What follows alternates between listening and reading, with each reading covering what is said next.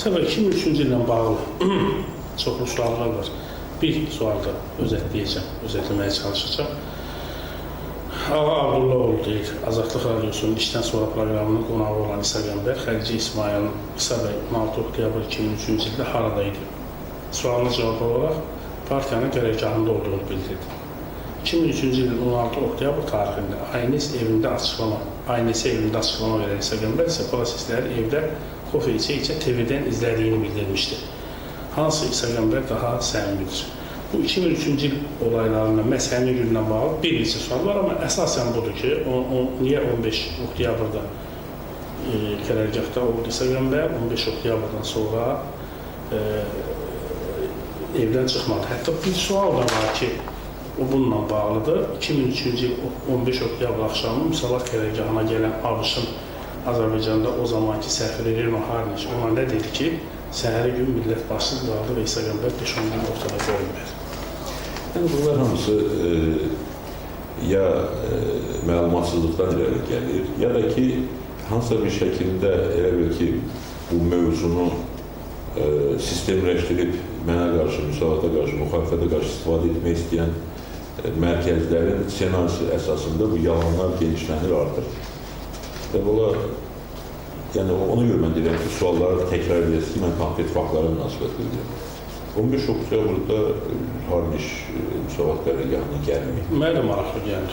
Gəlməyib. Peter Ayker gəlibdi. ATƏT müşahidə missiyasının rəhbəri. Onun da əsas məqsədi ondan ibarət olub ki, onda məlumat var idi ki, hakimiyyət Müsavat qərargahına hücum edəcək. Artıq müəyyən toqquşmalar olmuşdu. Hökumət Müsavat qərargahının qarşısında olan insanlara, bir şəkildə bayram edən insanlara artıq hücum eləmişdi, həbslər eləmişdi, insanlara xəsarət törətmişdi. Peter Ayker gəlib, bunların qarşısını almaq üçün bir söhbət elədi və dedi ki, məsəl üçün onu dedi ki, saat 3'ə qədər qərargah boşalmasa, polis və qüvvələr qərargahı hücum edəcəklər. Bəli. Amma əslində hakimiyyətin sözünü gətirmişdilər. Bilmiyorum da, yəni hər halda çalışırdılar ki, məsələ qansız, qadasız həll olsun, onların numara buydu. Mən də dedim ki, saat 3'də qərargahı biz ancaq 3 şərtlə tərk edə bilərik. Birincisi, bizim seçki qərargahımız 40-50 nəfər qərargahda qalmalıdır və işi davam etdirməlidir, onlara toxunmamalısınız. İkincisi, bugün həbs olunmuş bütün şəxslər, bu mücadilin qabağında və ətrafında həbs olunmuş bütün şəxslər azad edilməlidir. Üçüncüsü də ki, biz 40-50 adam burada qalıb, başqalarımız qərargahdan gedərkən heç bir adama təzyiq olmamalıdır, həbs olmamalıdır. Bir-iki saat bu arada danışıqlar getdi, deyəsən Ayker'in iştirak eləmişdi. Ayker'in özünü vurmuşlar polislər. Mənim yadımdaydı. ATƏT-in nümayəndələri iştirak eləmişdilər, hüquq müdafiəçiləri də danışmışlar hüquq mühafizə orqanları ilə və nəhayətdə bir neçə general gəldi qərargaha, mənim otağımda bir 30 nəfərin iştirakı ilə bu dediyim şərtlər. Məhəvə Əliyev gəldi, deyəsən. Polis alov idi deyəsən, başqaları deyən, adına yadında deyəm, ancaq bir neçə general idi. Bir 30 nəfərin iştirakı ilə bu şərtləri bir daha danışdı. Onlar təsdiq edədilər, bu şərtləri qəbul edilər. Ondan sonra onlar getdilər və təxminən 4-ün yarısında da mən və əksəriyyət qərargahı tərk etdik ki, 450 nəfər qərargahda qaldı, seçki mütəxəssisləri, seçki qərargahının üzvləri. Səhərdə özdə yalanlar o qədər çox olur ki, biri deyir filan kəsin maşında getdi, biri deyir Behman Qeysin maşında gizlincə getdi. Bunlar boş söhbətlər. 4-ün yarısında jurnalistlərin hamının gözünün önündə çıxıb öz maşınlarından birini əyləşib öyle getmişim. Evdə də bir saat yatdıqdan sonra 16-sı gündüz qərargaha qayıtmışam və qərargahda olmuşam. Ona görə də 16-sı siz qərargahda olmuşsunuz. Əlbəttə, mən qərargahdaydım. Çünki saat 2'ye miting təyin edilmişdi və ona görə də biz hazırlaşırdık ki, mitinglə iştirak edilir. Yəni, əgər suallar olacaqsa, var. Bununla bağlı bir məqamı deyim ki, yəni bu sualı verən şəxslərdən biri deyir ki, ANS-də demişəm ki, mən olsa evdə oturmuşam, korkmuşam.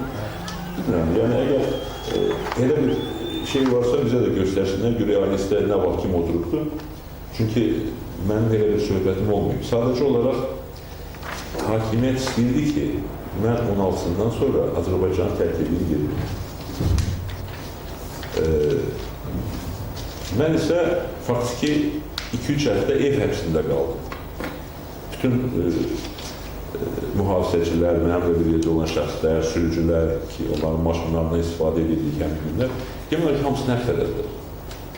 Bir neçə gün mənim evimə gələn istənilən silahdaşım, müsavatçı olsun, mənim müdafiə edən başqa partiyalardan olsun, polis təqibinə məruz qalırdı, ya həbs olunurdu, ya izlənilirdi, təcillərə məruz qalırdı. Və həmin şəraitdə mən 2-3 həftə ev həbsində olmuşam. Hakimiyyət istəyirdi ki, mən ölkəni tərk edeyim, gedim. 3-4 gün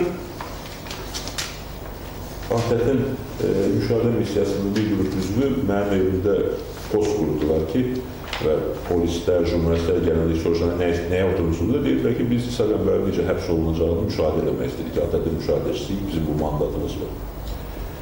Onlar mənə dedilər ki, hansı ölkəyə gedəcəksiniz? Dedim, mən heç bir ölkəyə getmək fikrim yoxdur. Mən Azərbaycanda qalacaq. Dedilər, bu mümkün deyil. Dedim, niyə? Dedilər ki, tarixdə, müasir tarixdə elə bir hadisə yoxdur ki, bir adam, bir siyasətçi ölkədə seçkilərdə qalib gəlsin, seçkilərdə qalib gələndən sonra hakimiyyətə gələ bilməsin və hakimiyyətə gələ bilmədiyi halda öz ölkəsində qalsın. Yəni getməlisin. Bəli, dedilər getməli olacaqsınız, seçməli olacaqsınız. Dedim, heç yeri getməyəcəm, burada qalacaq, nə də olacaqsa olacaq. Həmin günlərdə hakimiyyət məni ölkədən kənara göndərmək üçün müxtəlif cəhdlər edildi və artıq mətbuatda məlumat da yayılmışdır ki, İsa Qəmbər çıxıb gedib hansısa başqa ölkəyə qaçıb hətta. Halbuki Məhəmməd Rəbban haqqında nə uydururlar, uydursunlar. Mənim lüğətimdə qaçmaq sözü yoxdur.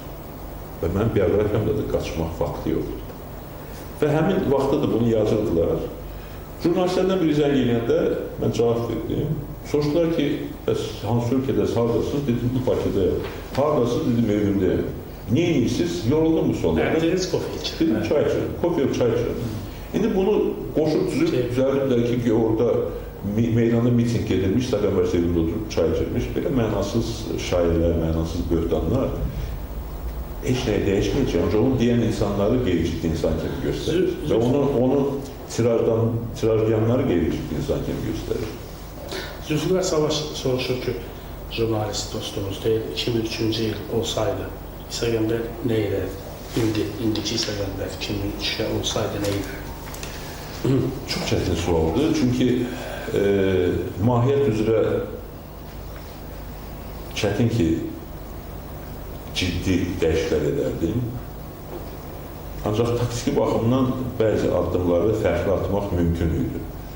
Və onu da bir qədər evvel dediyim səbəbdən indi də deyə bilməyəcəm. Çünki hələ Azərbaycanda proses bitməyib. Azərbaycanda müsavat ideologiyası ilə bolşevik doktrinası arasında mübarizə davam edir və mən əminəm ki, bizim ideologiya müsavatçılarla, digər demokratik qüvvələrlə, demokratik düşüncəli gənclərlə bir yerdə bizim ideologiya qalib gələcək. Ona görə də mən o taktiki məsələləri açmaq istəmirəm. Siz fərqli cür etmək olardı. Olar, təbii ki. Mirzə Sakit soruşur ki, İsa bəy